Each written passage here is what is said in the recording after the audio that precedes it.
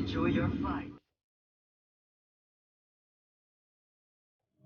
Hi guys, my name is Ai and welcome to my channel. I recently flew from Manila to Toronto and in today's video, I'll show you how it's like to travel to Canada as of August 2021. I hope that you find this video helpful and let's get on it. A negative RT-PCR test result is one of the requirements to travel, whether you are vaccinated or unvaccinated. I got mine in JT Seneca. Their laboratory is located along Rojas Boulevard.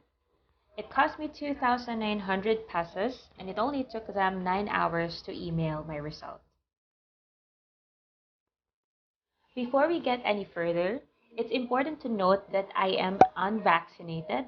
I got my 2 shots of Sinovac in the Philippines. But since it's not approved in Canada, I am considered as an unvaccinated traveler. I'm also arriving in Canada on August 9th, the day after the end date of the hotel stopover requirement.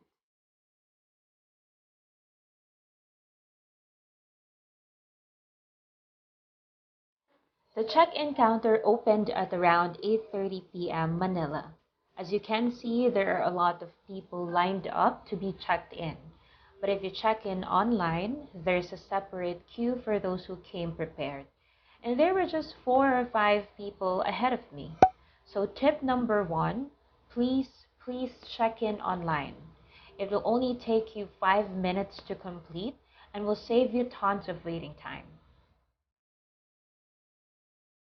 The check-in counter in NAIA Terminal 1 asked for my passport, RT-PCR negative test result, plane ticket, letter of acceptance from school, and the departure card, which was being handed over while in queue for check-in.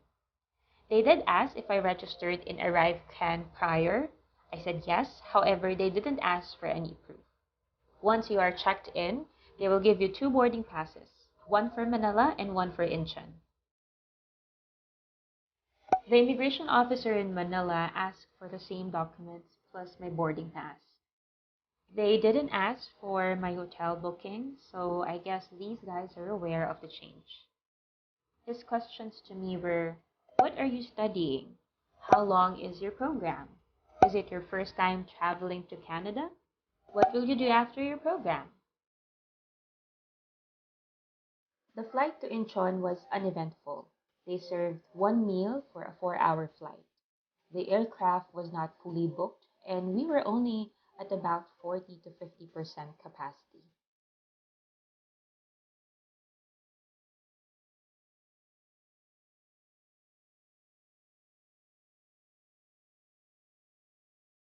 And Annyeong, South Korea!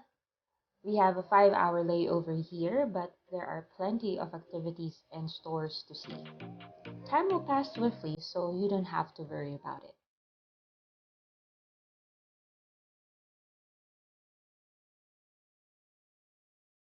This was me meeting a robot for the first time. 알았어요. In language. Enjoy the various facilities at the airport. You can take pictures with me, or I can take pictures of you. Pictures with you. I'm glad you want a photo with me. Now back on the plane. Unfortunately, this flight to Toronto is fully booked. They served 2 meals and a snack, but feel free to ask an additional snack in case needed. Upon arrival to Toronto Pearson International Airport, a border officer will ask for your passport and your boarding pass as you deplane your aircraft. You will then walk straight to the declaration kiosk to scan your passport, declare any item that needs to be declared, and print your receipt. Next is, you'll fall in line to an immigration officer. The immigration asked for my passport, a negative RT-PCR test result, letter of acceptance, ArriveCan receipt, and the e-declaration form from the kiosk earlier. He asked for my program, if I have any meat in my luggage. He specifically asked if I have chicharon. He also asked how much money was I bringing into Canada.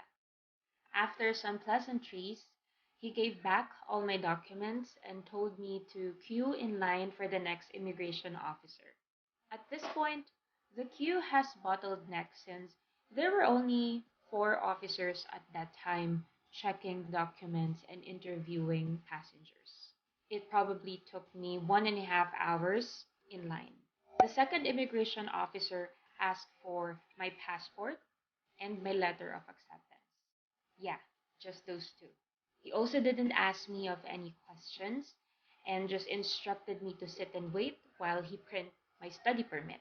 I was confused for a second because it was easy as compared to the experiences of others. Once he handed over the permit, I went to get my luggage and then go straight to the swabbing area. They will also give you an at-home specimen collection tip, which you will complete on day 8. I'll make another video about this one. And that's a wrap. Tip number 1, make sure that you book your ticket directly from the airline. Travel restriction changes a lot during pandemic. And if in case you need to rebook, if needed, it will be easier if you book directly from the airline. Tip number 2, make sure that you maximize all the things that you can do online prior to traveling, which are check in online, register in ArriveCan, and register to switch health. Just finishing these three will save you a lot of time waiting. Tip number 3, travel light.